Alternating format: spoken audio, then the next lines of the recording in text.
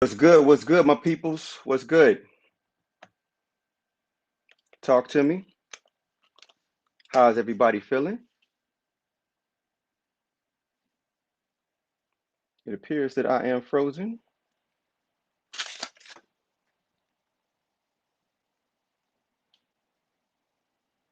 What's good? All right, we going in. It's just taking a second for me to get everything situated. What's up? What's up? How y'all feeling? What's up, Cree? What's up, Mike? What's up, people? How y'all doing, man? Happy Sunday. Happy Sunday, everybody. What's good? What's good? Everybody rolling in. Mario, what's good?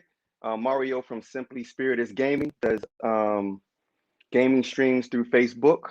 So check out Facebook Gaming, Simply Spiritus Gaming, and he gets it in. Nah, man, no hat today. I'm trying to keep it simple, keep it a little sparkly up top. You know, I had to do this. I had to do the bow tie. What's up, Handle? What's up, Dre? Andre 4000. That's funny, actually. I can't even deny it. That's funny. But yeah, so how y'all feel, man? Again, happy Sunday. Welcome to the Amby Warhol show. This was the this was that big Sunday. This is the one because this concludes our journey through WandaVision. 9 episodes of intensity, emotion, humor, nostalgia, tons of laughter, familiar faces, new faces, old friends, new enemies. What's up, Vince? I see you. Hey, cut that Farnsworth Bentley Jr. out. That's all good. I'm definitely down with that. What's up, Jason? I see you. What's good? But yeah, so I was gonna follow the usual format and dig into a few joints in terms of like the things that went down during this week, but I decided to switch it up a little bit because this is the last episode. We're gonna devote the time directly to WandaVision episode 9 and all of the fun stuff that ensued. So yeah, and before I really get into this, I want to acknowledge and shout out this sweatshirt, Trap Pretty, because I'm pretty. I'm a bad man. Like you don't wanna mess with me. But yeah, my drip is tight, and it comes from Ruby Porter. So that's she has a dope little brand out of Georgia.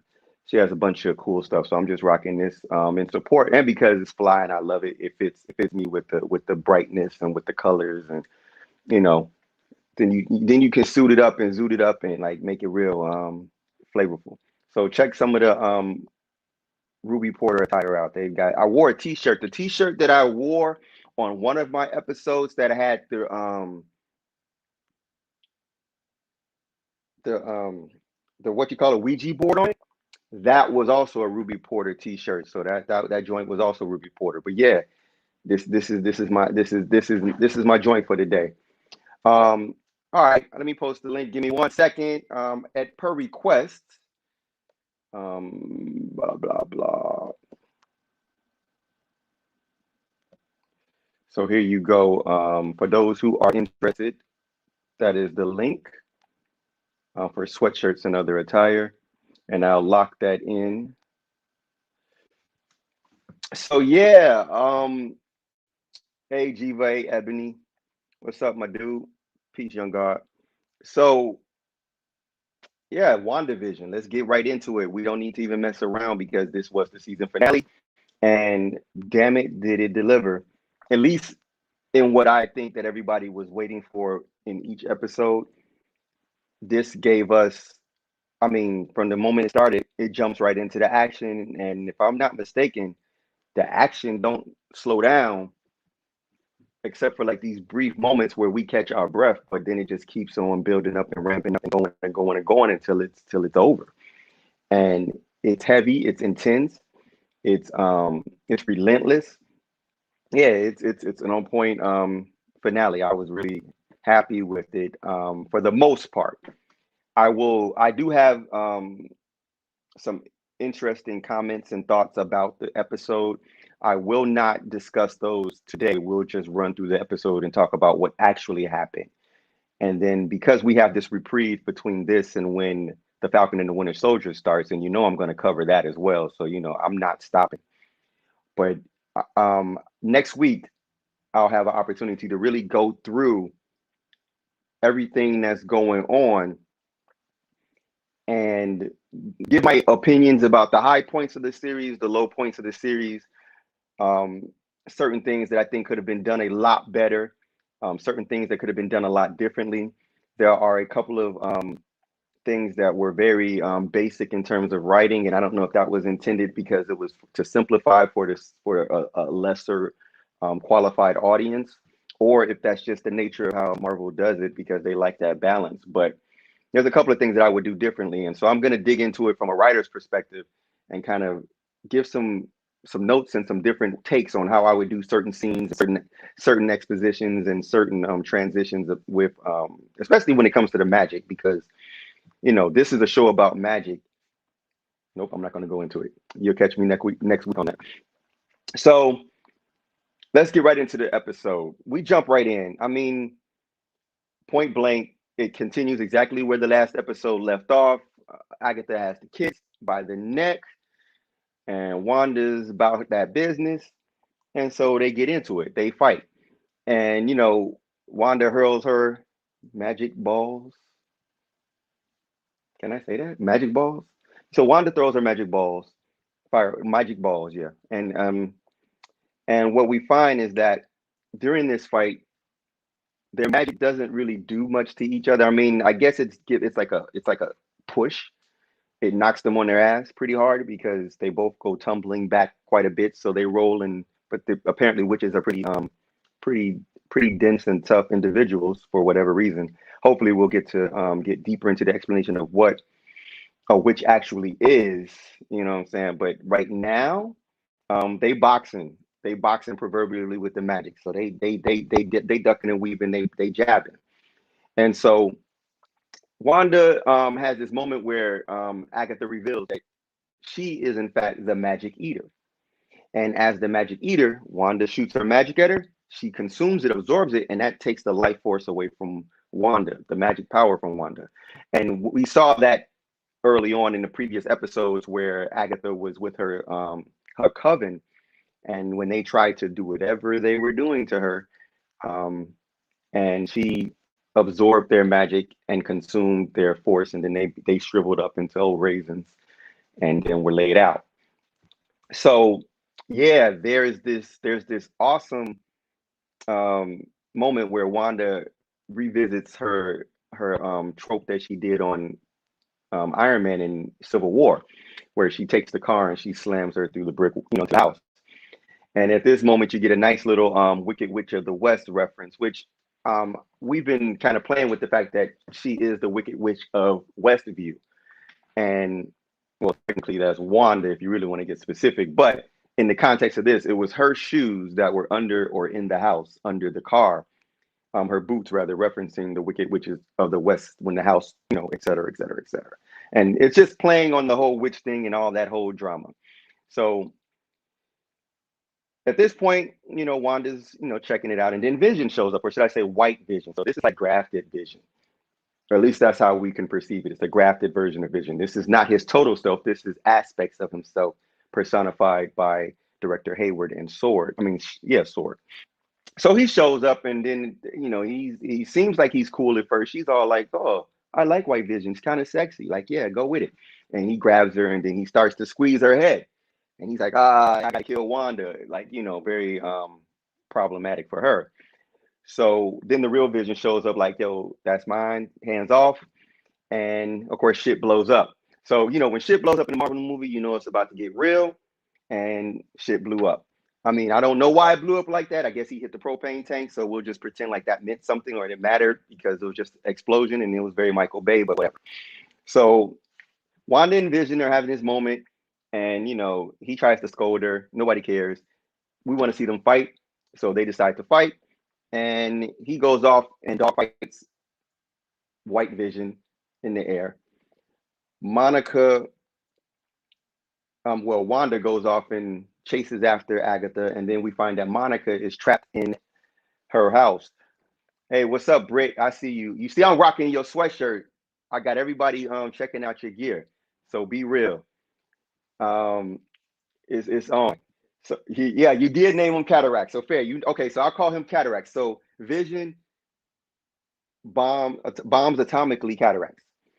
Um, literally bombs atomically, and we'll see later that they'll Socrates philosophy. But anyway, so we find out Monica's trapped in Agatha's crib, or what we think is Agatha's crib, and she's in there with Pietro, with Goofy Peter, and then we cut to Jimmy, and Jimmy's shooting the shit with director Hayward. Um, Jimmy bluffs him. Um, they have a bunch of stupid conversations about, oh, you lack vision, when we know in fact that director Hayward's plan is very basic and flawed. It's a very juvenile attempt to turn an Avenger into a villain based on the idea that, similar to Hulk, will expect everybody to hate her because of the things that she's done. So the truth is that it's director Hayward's vision that is flawed, because Jimmy lets him know, I ain't with that, and then Flourish, Jimmy's out. So I thought that was pretty cool with the whole Flourish moment, just nodding back to Vision when he was pretending to be Illusion. So now we get back to some more goodies. Wanda's she approaches town center, and they have this conversation, her and Agatha. Agatha is like letting her know at this point, like, this is what's going down. You're the Scarlet Witch. Scarlet Witch is not born, she's forged. We'll stop right there for a minute. Just think about what she said. Not born, but forged, which means that while the personage of Wanda was born from her parents, who she really is forged. The question is, forged by whom? Because someone or something has to forge, whether that's the trauma that she experienced that forged her, or there's something else going on that is really rooted in her. Could have been, it could have been a whole prophecy relating to her being forged by the Mind Stone, even though that doesn't quite make sense. Some people have posited that idea, but the forged is a very interesting choice of words. I appreciated that they left us with that, because, of course, they're not going to answer every question. And if they do, they're just going to give us another one and say, oh, well, I told you this, you forgot, I'm going to not tell you this. So yay, Marvel, you suck. She also tells her that in this chapter dedicated to her as Scarlet Witch, inside of the Darkhold, she says that her power exceeds that of the Sorcerer Supreme. What's interesting about that comment is I'm sure everybody's thinking about Doctor Strange, but honestly, this is talking about the Ancient One, or probably prior to the Ancient One, depending on how far back Ancient One goes in relation to the Darkhold, which I don't think they actually clarify that age context. But in either case, whichever Sorcerer Supreme that you can think of, apparently the Scarlet Witch's abilities are greater than the Sorcerer Supreme. And one of the ways that, it's kind of given, because she also said that she can perform magic without incantations or spells. Doctor Strange got a Exonon, Metronon, Zinco, and all that type of shit. Wanda don't have to do none of that. Wanda just go, oh, I want to do this, it's done. So she thinks it, and it is. Like, she's really producing her own reality, and her magic is completely connected to her will and her thoughts. So the limitations are only what she thinks. So Wanda is basically, in this context, as Scarlet Witch, they even called her the destroyer. She's destined to destroy the world. So she's the destroyer of worlds. If that's the case, she is literally kind of like a combination of when the Ghostbusters met Gozer, and they were like, don't think of anything, because anything you think of will destroy you. That's Wanda, because anything she thinks of will destroy her and everybody else. So Wanda is Ghostbusters Gozer. If you get the reference, word. So now we're getting into Wanda and her denial of, I'm not a witch. No one taught me magic because I wasn't really listening to you expound upon who I am. So yeah, Wanda was kind of aloof, not really paying attention to the book about her. And so then Agatha says, okay, bet. You don't believe me? We'll let your puppets tell you. So she opens up the minds of Dottie, And Dottie's like, no, I'm not Dottie. I'm this other person. And you got my kid locked in a room. I ain't seen my kid since you've been here. I would like to see my kid. Can my kid hang with your kids? Can my kid at least be a bully? And my kid come out of the room. Wanda's like, oh, you're lying. You're making me do that. And she's like, oh, yeah, we'll see. So boom. Now we go back to Monica. Monica's in here with Pietro, fake Peter. And Peter's being a weirdo. And so Monica, with her deductive reasoning, you know, um, she's a detective. She figures out this must be your home, and she goes through the mail and she figures out who he is, and dun dun dun, he is the missing Ralph, the Ralph that Agatha kept talking about. She was producing Ralph as her husband because she was living in his house, and that was a part of the way she hid herself in Wanda's realm without Wanda catching on to this foreigner or a stranger. So she then uses her spectrum abilities to identify the magical pieces, which is the necklace around his neck, and she snatches it off, but not before she jujitsus his ass. Why? Because at this moment he's kind of overconfident about his ability to neutralize her, and so she exploits that, letting him get close, and then see jujitsu, bam, he's on the ground, and he's like, "Ooh, I like it when you're sexy. Come on." So yeah, that's that. Now she set Ralph free, and his name is Boner. Um, Whatever. So now we're back to Wanda. Wanda's in the streets. What does Wanda experience? Oh yeah, you was right. She did beat his ass. Fair enough. That goes to Handle. Um, Handle's on that roll.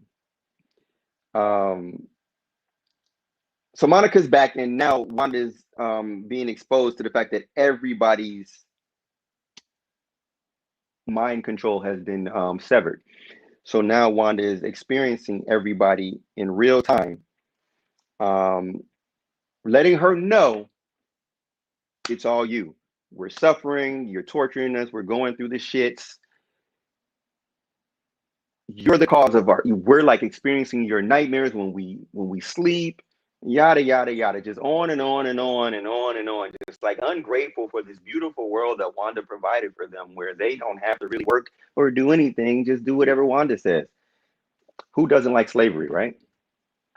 So meanwhile, the twins are like, oh, I hear my mom, we gotta go help her. So then they're out, and Vision is somewhere beating himself off. um Fun stuff. So then, in the midst of all this, Wanda's getting tired and not really doing well with the honesty of what what the consequences of her actions are, what she really has been doing to people.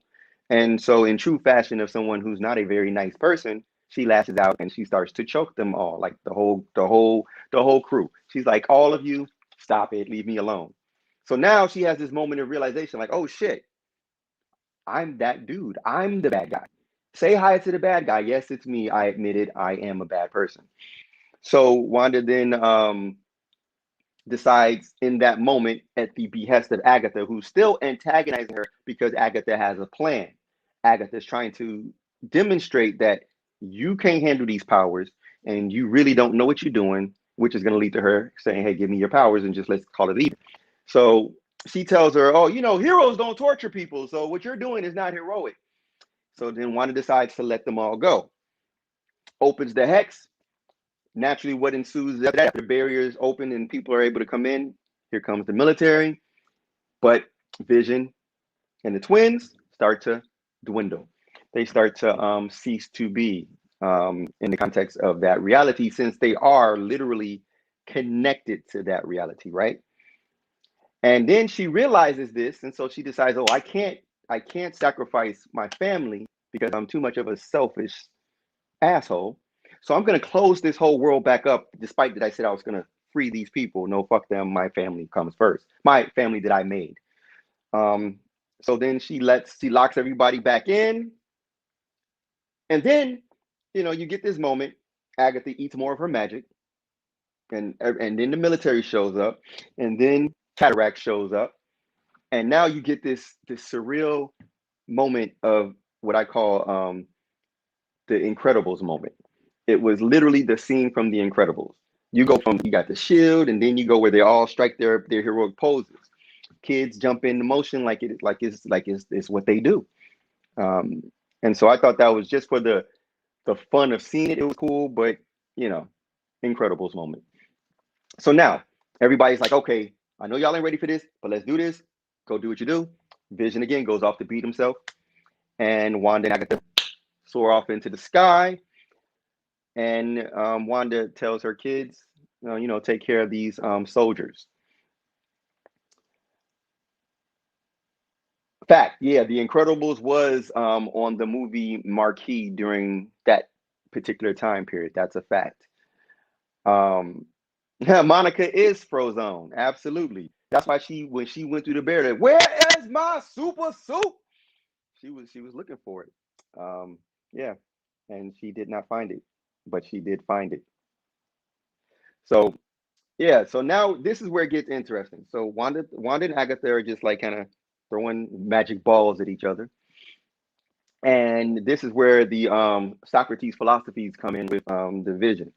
So they start to have this discourse that begins with a rather polite request for elaboration by Cataracts, because Vision is very smart as a dummy. He was born yesterday, so we have to give him something for that. So these guys are like having this moment. The twins handle the military, then Director Hayward steps in like, yo, fuck this, fuck them kids, and that pup named Scooby Doo. He unloads on them. He's busting shots. Monica's like, oh no, you didn't. She jumps up and she's all like, ah, ah. Now I don't know if, I mean, at this point I'm assuming that her powers are instinctual, because it does. I'm pretty sure she ain't had no moments to test out none of the stuff she's doing. So let's just assume that at this moment Monica decides to sacrifice herself for the imaginary kids. We're not going to get into the trope of magical Negroes right now. But she decides to sacrifice herself for the imaginary kids in the imaginary world. And as a result, bullets hit her, but they don't stop. They kind of diffuse through her, filter through her, like, and her body becomes like another form of energy that is able to like slow the speed of the bullets, and then they kind of just drop out on the other side. Wouldn't it be weird if they didn't make it through and they just kind of stayed in there? We don't want to think about that. So anyway, then one bullet gets by her and she's like, oh shit, I fucked up. She turns around and of course, Wicked, he does his whole Neo in the Matrix thing and stops the bullet. Whoa. And so they're all like, yeah, cool story, bro. Yeah, I like your story too. Nice powers. Then Hayward's like, oh man, I'm the fuck up out of here. And then Darcy comes in out of nowhere. And yeah, I don't know what to say about that moment. Darcy, for once in her momentary, and I mean, she's kind of become a badass in her own right. She knocked out that one soldier slash circus muscle guy, strongman, and then she did that. So she's kind of falling comfortably into the role of, well, if I'm in this world, I'm just in this world, so I might as well have fun. So Darcy steps in, does her thing, and subdues Director Hayward. Now we go back to Vision and their Socrates philosophizing, and they get into the thing about the ship Theseus, which was something that was discussed in college courses in philosophy and in ethics courses as well. But I mean, at the end of the day, a lot of people have been really taking this moment. It's like, oh, Marvel's going deep. Marvel's dealing with existential, blah blah blah. It's so great. The truth of the matter is, this is just the first time, because it's the Vision, and the Vision talks and has a lot to talk about because he's a synthezoid, part AI. They have this awesomely geek chic moment where it's just exposition. They're using the ship Theseus to try to bridge this understanding between the two of them to help Cataract understand what's really happening and to override his programming. Because the truth of the matter is, if you are to kill the Vision or destroy the Vision, but you're the Vision, you can't destroy the Vision unless you destroy yourself. So the subtext of that was just them explaining this concept. And this is not a new concept. This is really Marvel's MO and has been Marvel's MO for like the whole 11, 12 years of Marvel films and shows, etc. We don't have to get into that right now, but I mean, if you really want to think about an example of that, just think about the fact that the idea of the ship thesis is that as the ship rots, if you replace its parts over time until there's a completely new, there's all new components just in the same shape, is that actual Theseus' ship, or is that something else? And then if you were to take all of the rotting away parts and clean them and make them brand new, and then rebuild the ship that way, would that be the ship? And the question was, is it Theseus' experience with the ship that makes it what it is, meaning the rotting and all the wear and tear, or is it these various parts, even if they're renewed? That's actually the question that Cap asked when he gave up the shield. Am I who I am because of this shield, as Stark tried to posit, or can I be who I am without this? He gave it up because he understood, I'm not the sum total of my parts. I'm the experience. I am the reality of what I am doing, not the things that I do it with. So they came to that same conclusion. And we had in this moment a new word alert, at least for me, and that was disabused, which is a great little word. Disabused, for those who don't know, means to persuade someone that an idea or belief is mistaken. Like, I was disabused of a belief in mystery God. He was disabused of the belief that he was the vision, because he actually saw the real vision coming in from the real world, and he knows he can't leave the hex, so he extrapolated the reality of his existence as non-existence, a figment of a broken imagination. So he touches vision, or cataracts his third eye to recover his memories, which are in the cellular aspects of his form. And then the vision runs away like, I am vision, and he disappears. Some weirdo shit. I don't know what that was about. Because you're in the middle of some chaos and some fighting, you realize you're the real vision, so you run away and do nothing. So that was basically escapism writing. Like, yeah, we're not even gonna try to tie this loose enough. We're just gonna let him leave. Like, oh yeah, I'm a real boy, and he disappears. So now we back to Wanda and Agatha. Wanda is demonstrating that she's learning more of her abilities by watching Agatha. She now is able to disappear and reappear in different places, and then she does that creepy thing she did in Age of Ultron, where she comes up behind you and then does that shit to your head. I don't like that shit at all. That's very The Ring and all those old Japanese and Korean horror films. Like, no, don't do that, Wanda. Unless you want to really be considered a villain. That's automatically villain for me. I don't like it. So Agatha gets taken to her past, or to her fears, which are her coven judging her. But as her coven is resurrected, the coven's like, yeah, we don't like you because you full of shit, but you're even more full of shit. So Wanda, we focused on you because you're Scarlet Witch. You're the harbinger of chaos.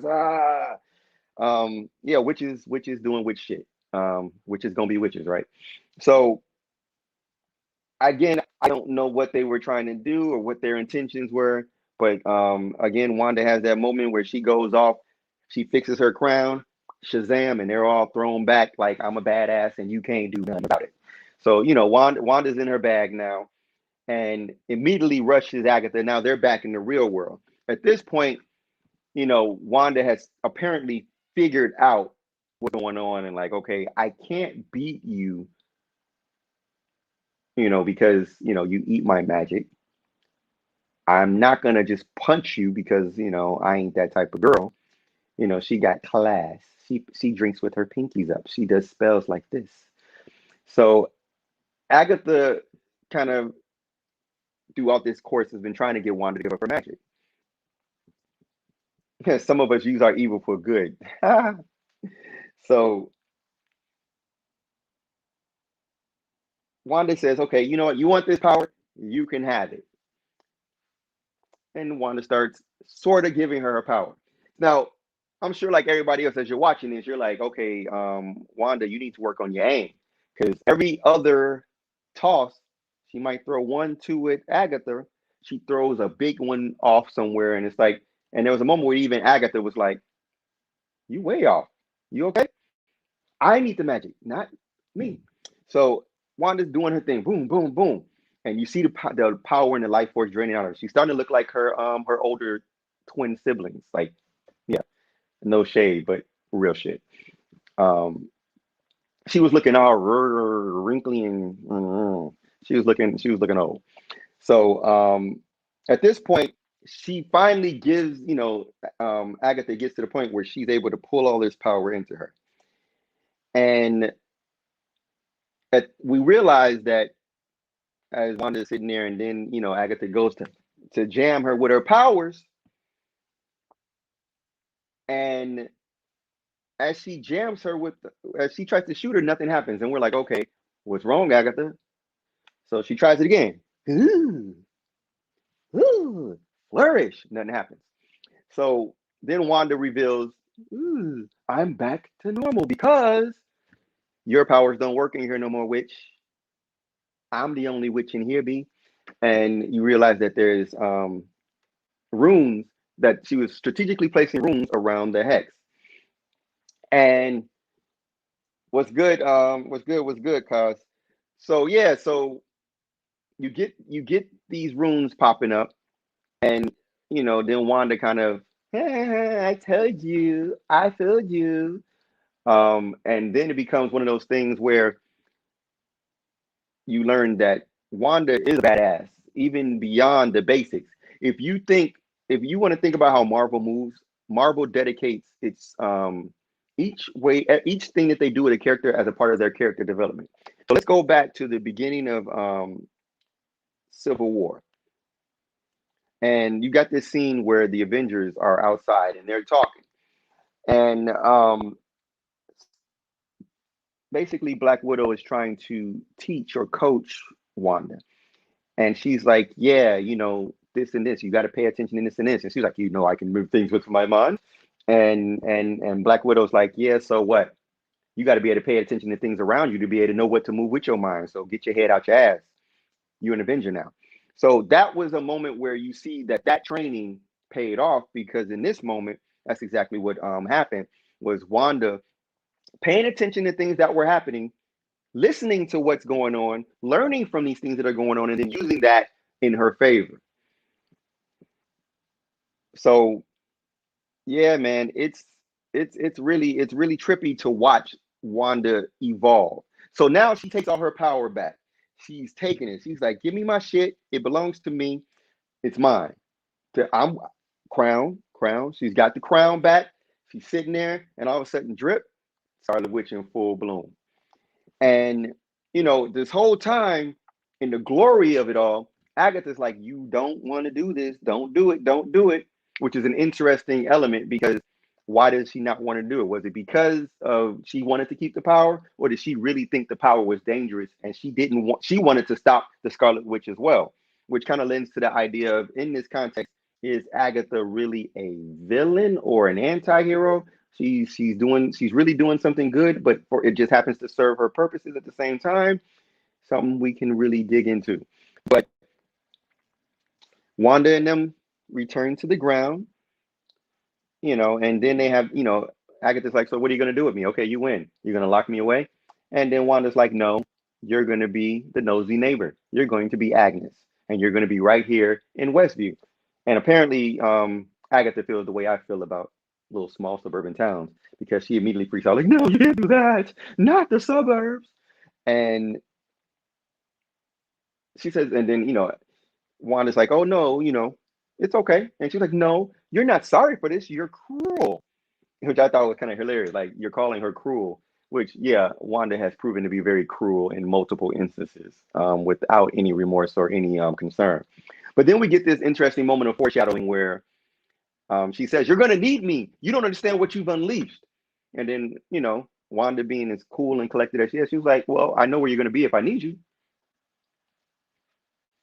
So that was that. And then that ends. And now, she sachets back over to her vision. And her and Vision have this moment, and they're all hugging all their kids.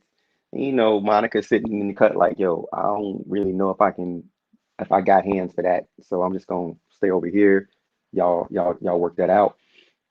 And so now they're talking, and Vision's like, yeah, so now you got to fix everything.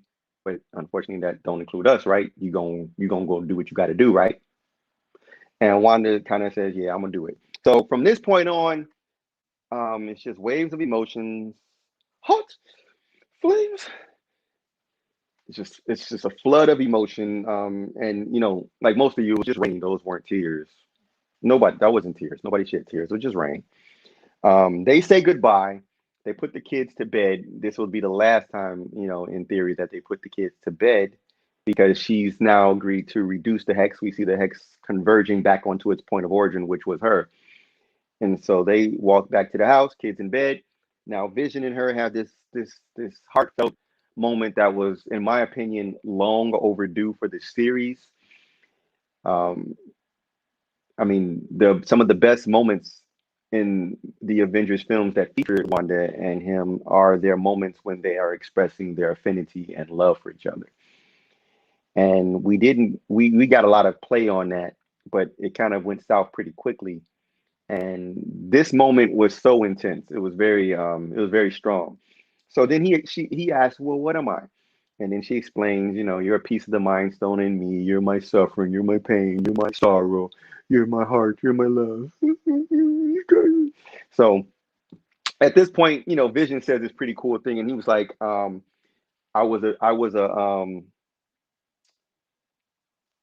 was a voice with no body. That's when he was Jarvis. Then he says I was a body but not human. That's when he was first made as the Vision. And then he said I was a memory made real, which was what he had been in there. But also that one is a double entendre because a memory made real is what he actually did to Cataracts to make him the real Vision. The memories became real, which is what made him the real Vision. So yeah, that was good context, and it played out very well, and it ended the moment nicely and then vanished. Everything's gone, and she's back left standing there at the place where the foundation of the home is, and she's all like emo again, and she puts her hood on, and then she sashays off. I mean, she literally walks it off.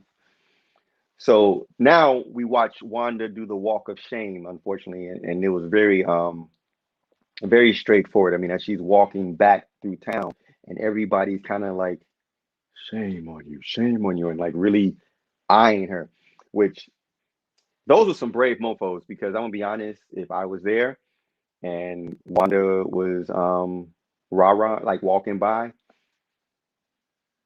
I'm looking away. I'm looking down. I'm not making eye contact with the lion. No, not doing it. So those people are very brave. They really felt confident that, she wasn't gonna lash out and choke their asses again. So as they walk by, like, yeah, shame, shame, shame. I'm pretty sure somebody threw a tomato at her and there was a cabbage and a carrot bounced off her head. But yeah, so she goes and there's this moment with her and Monica tries to comfort Wanda with some nonsense. Like, who cares what she sacrificed? Like, there shouldn't have been anything to sacrifice for those people because her ass shouldn't have did it in the first place. But again, we'll go with the fake ass trope because you know it's TV. But empathy rules. And so then Wanda apologizes and says, "I vow to understand his power." Like, yay, um, that's what we want. Understand the powers and don't be a douche and don't be an asshole. Don't ruin people's lives for your own benefit. Don't be selfish. Um, that type of stuff is the things that I would have said to her. And at the end of the day, she puts on, her jimmies, puts on her doodads, and then, Red Riding Hood flies off. Or the red capes are coming. The red capes are coming. Whichever way you look at it. It's pretty clear right now that we assume that Wanda's gonna be all right and that things are gonna go forward in a positive way. But we can't 100% be sure that that's the case because understanding that there's a prophecy in a whole chapter in a creepy book that says that she's the bad guy, is that some now that she's unleashed all this power and become the Scarlet Witch, what does that mean? So before we go into the post credit scenes, here's something to think about. early on in the book, in that chapter, when Agatha was reading it, she said that she was forged. Now she has these powers. She has these abilities. This newfound power. She has embraced the Scarlet Witch, which is said to be a terrible thing. Is this another variation of the concept of the Hulk? Like, will this be the first of many moments where Wanda, oops, I did it again, and lashes out and fucks shit up because of her chaos magic? Because they stress the chaos magic, and while the chaos by itself is already kind of rough, the idea that she has the ability to do anything. So any, like that moment when she lashed out, she can have those moments again. She could be, I guess that's why she ran off and said, I'm going to figure this power out. So yeah, post credit scene. Everybody saw those, right? Nobody turned it off right after she flew off into the sunset because we know better. So post credit scene, we see the woo. Jimmy's running shit. Woo, woo, woo. He on it. He handling business. We find that Darcy dipped because that's what Darcy does. Darcy got some type of like ultra clearance autonomy. She can ride in like the wind, bullseye, and be out just as quick. So through all of this, we get to this point where we see that Monica is ushered off to the side, and then we find out there's a visitor from, it's a scroll who's here to tell her that she has an invitation to the stars, and that her host will be probably none other than Nick Fury. So that's pretty cool because who doesn't want Nick Fury to show up? And this is the next best thing to him showing up, having his scroll secretary show up and say, "You have an appointment." So yeah, pretty cool. We get a lot of little elements of what could be, because we know that Monica is in Captain Marvel 2. That has been expressed and revealed. We also know that if I'm not mistaken, she's probably going to be in the Secret Invasion, which also stars and features Nick Fury. So yeah, we know that Jimmy Woo is going to be back in Ant-Man and the Wasp: Quantumania. I think, yeah. So we'll see him. He's probably going to get some type of promotion. It'll be interesting where he ends up. Also, will be interesting to see where Monica ends up in terms of her relationship with Sword. Because I mean, if she's just going to dip off and go with Nick Fury into space, if that's not just a brief, like, have lunch and then you go about your business, she's out of the picture. So she's about to pull a Captain Marvel for real and be on some I'm out, see y'all later. So then, more credits, because WandaVision loves credits. Post credit 2, very, very, very, very, very, very deep. So Wanda's off chilling in the far off mountains. I'm sure she made that cabin. And she low key, she's sipping her tea, because what else would a witch do with there by themselves but sip tea? But then you travel into the cabin and you find that while Wanda is awake and making and sipping tea, she is simultaneously astroplaning, studying the Darkhold, which holy shit, because again, if you understand what Doctor Strange was doing in his movie, he was able to astral project, but he couldn't be awake. His body was not able to do what it does while astroplaning at the exact same time. That was like some super level of power. Like that is an example of like just the extent of her power, that she can do that. She's awake but astroplaning, studying something while doing that. So that was like wow. But then in that moment, as we see her studying and doing what she's doing, she hears the twins. Probably she hears Wiccan. She hears Wiccan, and he's like, "Mom, help! Oh, oh!" And immediately she goes, "Rrr," and she like, that's the where it ends. Now, for that moment, I'm sure there's that moment is really interesting, because if you understand how magic in theory is supposed to work,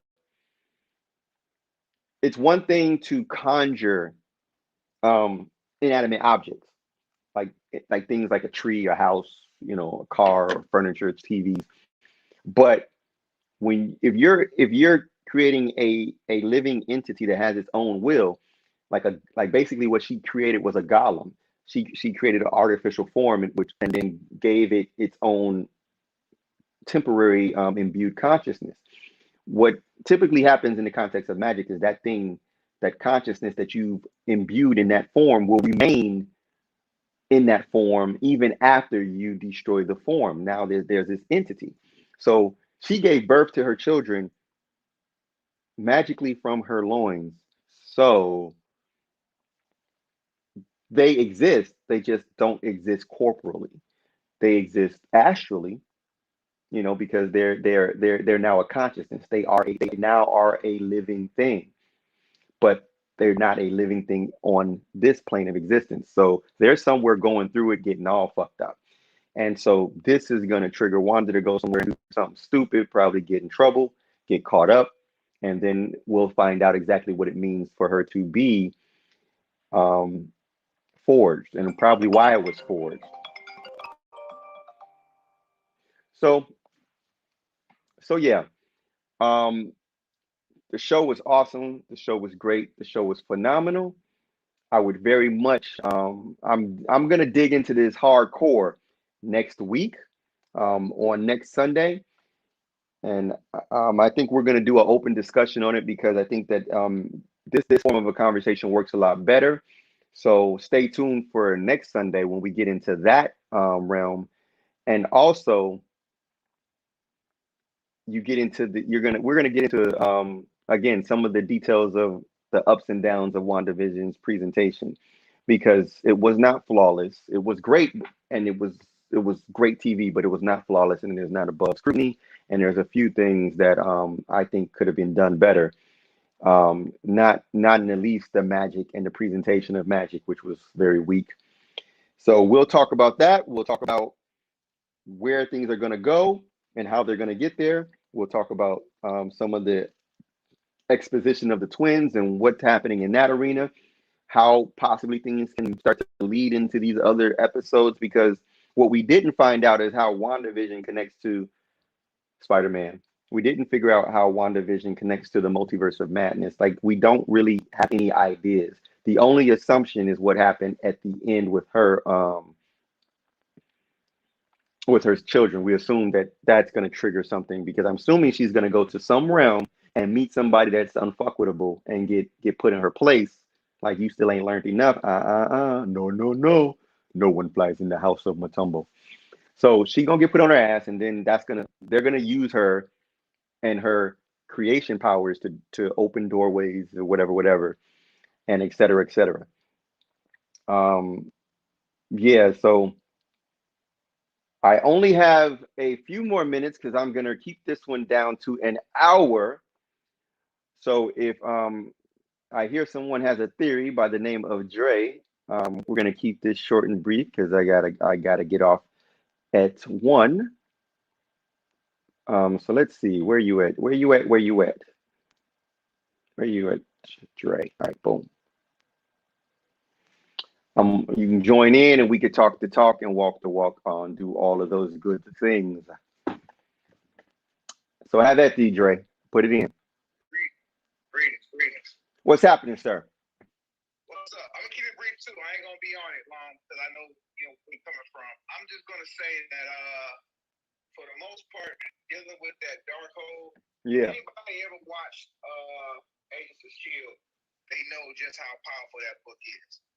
Everybody who touched that book, it ended up well for them at all. It corrupts everybody.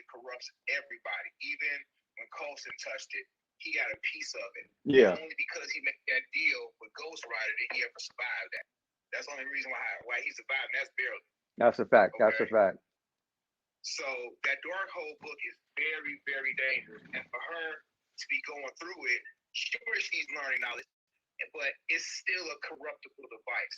And I think that's going to be what's going to carry over in Doctor Strange, because he has to deal with that. And he knows Wanda, because he was there fighting with her, so they know of each other. Yeah. Okay. Now she got there through the portals. Right. He opened. Yeah. Exactly. So, That's a fact.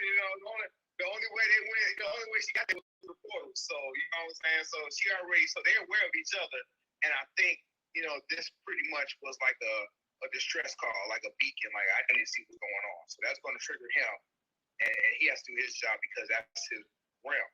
So that's going to be his job. So that's pretty much what that is. He's going to have to figure it out. I don't want to say fight her, but it's going to be confrontation on some level. But against the big bad, whoever the big bad's going to be. Mm-hmm. So, mm-hmm. As far as the crossover to Spider-Man, that's still up in the air. I don't know. I don't have any main theories other than it's going to be multiverse, the madness, or whatever. Oh, no, not multiverse, but I know they're going to put the multiverse in Spider-Man. Yeah, we don't know on one level of that either. It has to play. What I will say is, I want to know when and where Vision will pop up, because that is essentially that is Vision. He just has to recollect himself. Yeah, I think he had an overwhelming amount of emotions and information that flooded him at once, right? I mean, that was him unlocking that. That was the WandaVision unlocking Vision's persona. It's like a copy. I mean, they rebuilt his body and reformatted him. And if he was any different, then he wouldn't even have stopped to analyze that query that he had. So right. It's still him, but it's not him because the Mind Stone is missing, first of all. Facts. So that's the main thing. Yeah. But when Vision, WandaVision was created from the Mind Stone. So in essence, he imprinted himself, or the memories of whatever Wanda had of him onto that copy. You think that's what he did? Because he said his memories was in his body, in like the cells of his body. Right. So it's unlocked. And because his eyes changed. Mm-hmm. His eyes changed. The key point was his eyes changed, and then he was mimicking the other Vision's movements. So now he left. He's going to do a soul search, a cyber soul search, whatever it's going to be, and then he's going to pop up somewhere. I don't know when and how. Maybe in Doctor Strange. He's going to pop up again because that character is not going to just disappear. Yeah, you can't get rid of him at all. And dare I say,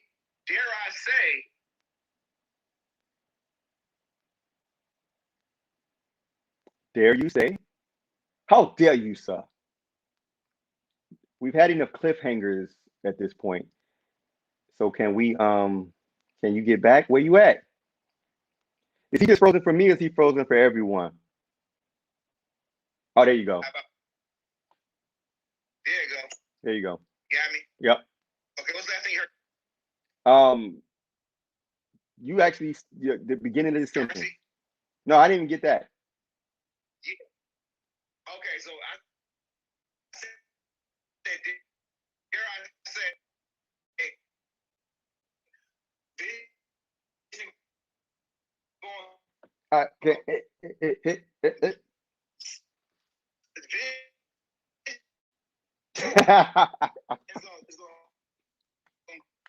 You being censored, bro. Cyber soul search, and in the process of doing that.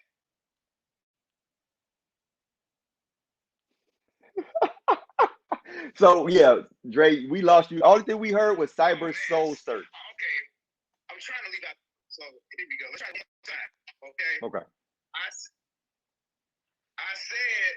I said that Vision is going on his cyber soul search, and in the process, Darcy might come along for it. Because they kind of formed that bond, and that's like the only person. Damn, man. I don't know what to do. Look. Hold on, wait. Oh my goodness. Hey, Vision is blocking your signal. Right, okay. One more time. I got the Wi-Fi back on. Okay. Here we go. Because I was walking out the house, so I decided to stay still. I'm saying that Vision is going on his cyber soul search, and I think Darcy might come along for the ride.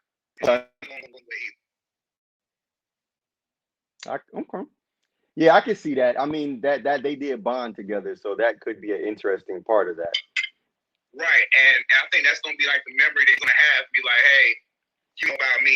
So what Yeah, like because she said she had answers for him. Kind of combination because he's logical and she's illogical, Fact. so to speak.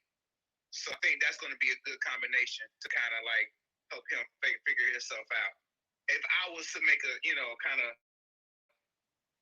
a plug in with Vision, because he's not gonna go away. That character's not gonna go away anytime soon, and storyline is still hanging. Yeah. He's gonna be in Falcon, but he's definitely gonna wind up in Doctor Strange or somewhere down the line. Yeah, he got to get his bearings. He got to figure himself out, which is what he does. So we're approaching that point because this is gonna cut me off at that hour mark. Yeah, that's good. But other than that, good job. I agree with your assessment. Everything isn't infallible. It has flaws, but for the most part, it was a good finale for the story that it started. So it's good. Hey, you see, Handle, you bogus, Joe. Wait a minute. He gonna use logic and be like Darcy. How that ass work? My ex don't have any booty. I'm not really looking at him right now. Handle is on a roll today, except the fact that he can't go live ever. Right. So there's that, right? He ain't gonna say about that. He just trying to get his shine on because he felt like he needed to shine from the last time because he didn't do what he was supposed to do. So he's trying to make that. Oh my goodness. He's showing out. It's okay. Next. But I'm out. All right, bro. Thank you for adding on, bro. Peace. All right, peace. So yeah, everybody, when you see Handle, give him the business. Yeah, don't forget, tomorrow at 3 p.m., check out the Fly Nerd Group. Y'all know, y'all already in tune. And if you're not, it's at Fly Nerd Group on IG, and they do an IG live every Monday at 3 p.m. Central. They do a nice treaty on the whole game. So they spit for you. They got bars. Real shit. So check them out when y'all get a chance. And again, if you like the sweatshirt, it came from Ruby Porter. That's the brand. Ruby Porter on IG is at Ruby Porter LLC, and then it's rubyporter.com. All right, y'all. I am out. This is the Amby Warhol Show once again. Signing out. Thank you for joining me, and we're gonna talk next week for sure. Stay tuned and peace.